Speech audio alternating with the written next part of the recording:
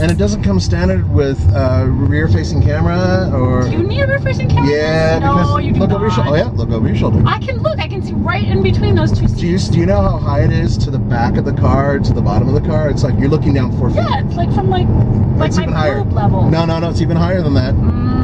Believe me, the guys are looking, and I'm telling you that they're gonna say, okay, it's even higher. No, it's because from where the spoiler is, if you look over your shoulder, like a little kid on a bike, I can't see it. Unnecessary. I think you should get every car. No. Hey everyone, it's Emmy Hall at TFL Car. I'm here with Nathan Adlin and two pieces of awesome German machinery behind us. That's right, baby. We're gonna open up some Fahrvergnügen on your ass. So right here I've got the 2014 Volkswagen Beetle R-Line Turbo, and Nathan's got the 2015 Golf TDI. That's right, and we had an opportunity to take him to the racetrack to do 0 to 60s, and now we're going to do reviews on both vehicles. What do we have to say about these awesome piece of German machinery?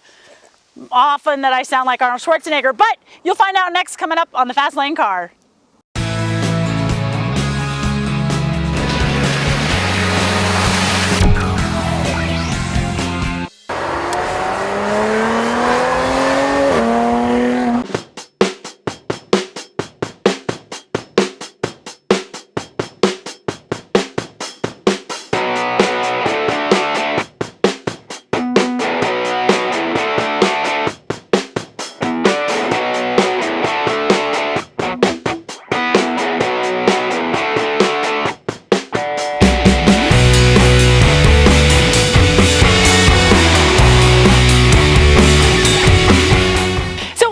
Volkswagen has given us a 2-liter turbocharged inline 4-cylinder engine that's good for 210 horsepower and 207 pound-feet of torque.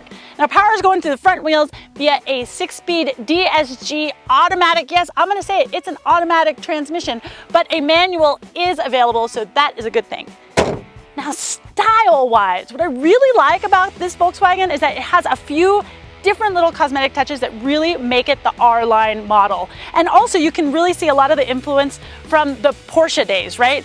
I mean, when you look at these headlights here, they're nice slanted back. It looks a lot like a 911 or like a Boxster. And you've got awesome little LEDs right here and a nice little vintage throwback with the eyelid, which if you remember back in the day with Bugs, you could get, for the air-cooled Bugs, you could get a little aftermarket thing that would give you a little eyelid. So that's pretty cool. When you come around to the back, you've also, come to the back, everybody. I've got 19-inch wheels. And here in the back, again, the tail lights, I remember the first time I saw the new Bug, I just thought, man, that looks so much like a Porsche Boxster in the back. We've got a wing here, which is awesome. There is a diffuser in the back and dual exhaust. So there's a lot of little touches here that make it the R-Line, and on the whole, I think it's a really nice looking car.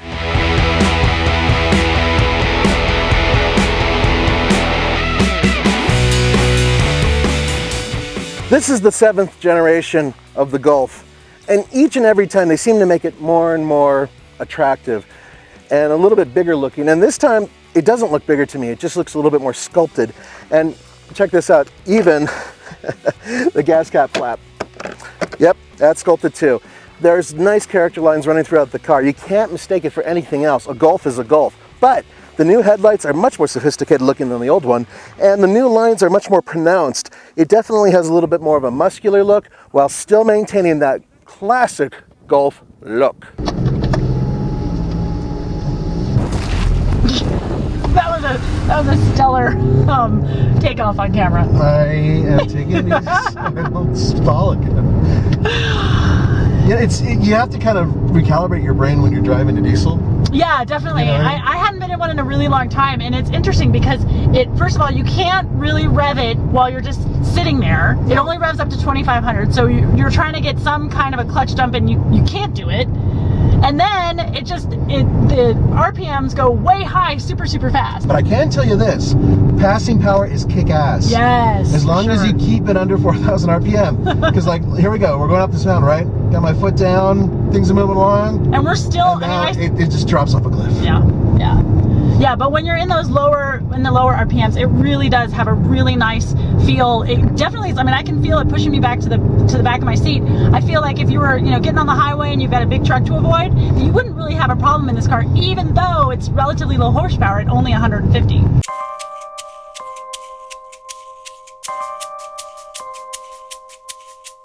So inside I've got a very clean and simple interior, black with some brushed aluminum accents, and I've got a nice little bit of light blue here on the seats and also on the doors.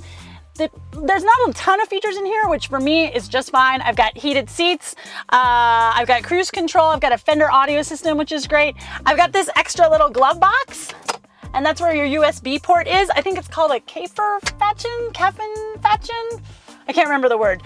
Nice flat bottom steering wheel. On the whole, I like my interior simple, and this is exactly what Volkswagen has given me. Now, I can come over here to the back, and I've got a fair amount of room here in the trunk, which is really nice. This is not your Playgirl shoot. What are you doing? I'm not. Roman told me to get in the trunk. Well, it fits a Nathan. I guess I'm not doing the laundry basket rating on this one because it fits a Nathan. Yeah. Okay, bye! So yeah, enough room to, kidnap your fellow auto journalist.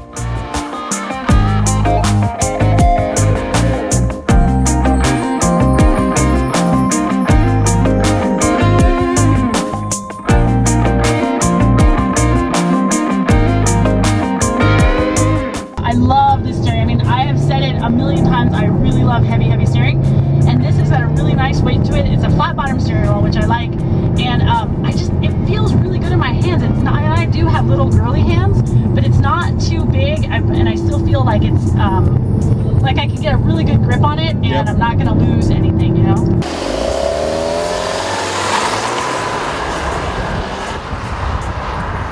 This car does have the DSG, yep. And it has a sport transmission. Now, this, going up here, I was in sport mode. If I go in drive mode, I can select my gears, and it kind of lets me do that in sport mode, but not quite as much. But what I do like about it when I'm in drive mode, and I'm selecting my gears here by the paddle shifters, is that I can hang out in the red zone. That's it, I'm in the red zone. It's like, oh, there, it shifted for me. Yeah, but it was while you were in there for a while, right? Yeah, it'll hold my gears for a while before it thinks that it knows better than I do. And that's refreshing. I mean, there's not a lot of cars out there that will do that. They won't even let you get anywhere near the red line. Oh, so many cars will just shift you and yeah. call you up at home, call you an idiot or whatever. Oh, yeah, exactly. Yeah, there are plenty of cars out there like that.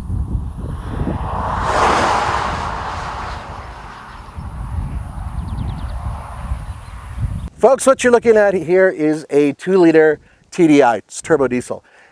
They've updated it a little bit. It puts out 150 horsepower and 236 pound-feet of torque. Has a little bit more horsepower than before, but the same amount of torque. And it's hooked up to a 6-speed manual, thank you, transmission to the front wheels. So far, our driving has yielded nearly 50 miles per gallon on the highway when we've been taking it easy. And, when you compare this vehicle to other ones out there, like, a Prius or something like that, this is a hell of a lot more fun. Volkswagen once again has rebounded from where they used to be with interiors. The quality and the design of this interior is much better than the last generations, and nearly as good as the prior generation to that. Once again, Volkswagen has this thing where they've kind of gone back and forth when it comes to excellent interior design, and they used to be the benchmark. And judging by this interior, they're nearly there again. So that's awesome. Seats are fantastic, really good for my big American ass. And speaking of my large American ass, I'm able to put things in the boot. Things that would really impress you. Why, hello, Nathan. Look what I get. Comes with the car, standard, No, Emmy. Actually, it doesn't. I am a priceless option. Indeed she is. The good news is that there's a lot of utility in this trunk, and you're actually able to fold the seats down 60-40 and get as much room as many small crossovers and SUVs.